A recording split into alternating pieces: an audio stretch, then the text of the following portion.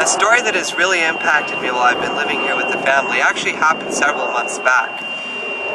The mom decided to go ahead and get a new job. She wouldn't tell me what it was for a while, and then I finally found out her secret. She had gotten a job at a karaoke bar, and I was sort of disappointed and discouraged when I found out that Mom had moved out and was working at a place like that. She was away from the family. She was hardly ever home. When she was home, she was in a bad mood and pretty stressed out just from being up all night. I felt very strongly encouraged that I needed to continue doing Bible studies with her. But I had this little sort of argument with God. I was like, well, you know, God, there's a problem here because she's sort of at this bar and I'm supposed to do Bible studies in a bar? You know, how is that supposed to work? Finally, God got through to me. I mean, I was just sort of this real argument with him anyway. I was like, but I don't want to go to a bar, you know, this is just wrong. And then God just kept telling me, you need to go and you need to study with her, you need to go. So finally I gave in, and I went ahead and rode out there. It was quite a long ways from the house. It was about an hour-and-a-half ride until I finally got out there. And I showed up. I was scared, you know, here I pull up and there's this red light, you know, it's all dimly lit, and I, you know, go to the entrance and I sort of peek in real carefully, you know, and see what was there. And you know what? I was so happily and amazed because there was nobody there.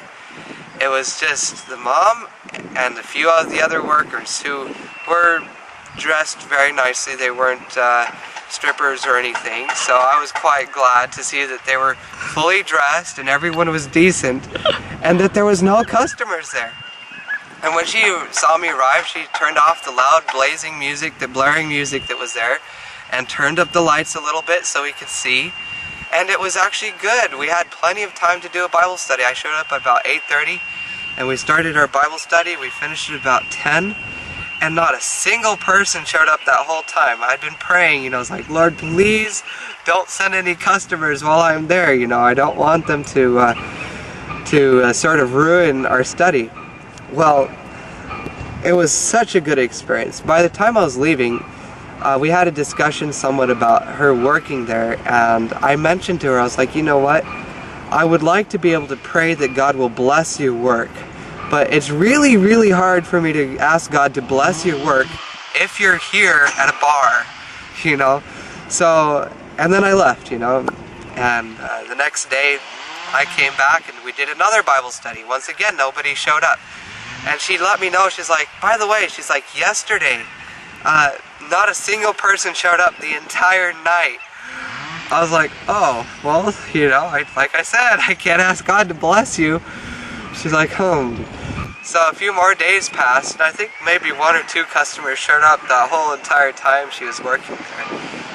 And by the end, you know, the last Bible study I did with her there at the bar, I asked her, it's like, you know what, if I find another job for you, would you be willing to consider it? And she said, well, yeah, I would like that. And the next day, I found a job for her at a Mexican restaurant where they pay just as much and she only works half a day. And she gets paid just as much. So it's just so awesome to see how God has worked it all out and gotten her a new job that's out of that dirty atmosphere and into a clean atmosphere. So we're praising the Lord for that adventure.